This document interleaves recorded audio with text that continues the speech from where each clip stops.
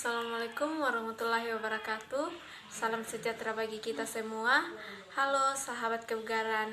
Perkenalkan, saya atas nama Uli Sesa, kelas Pendidikan Biologi B, Angkatan 2018, Fakultas Keguruan dan Ilmu Pendidikan, Universitas Sulawesi Barat, untuk menyelesaikan tugas mata kuliah etnobotani.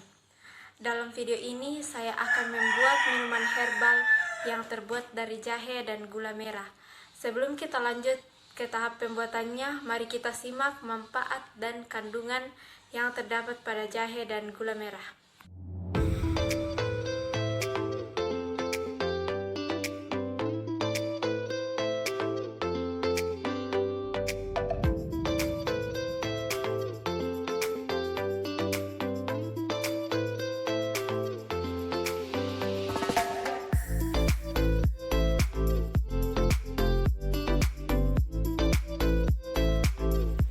Di sini kita akan memulai membuat minuman herbal.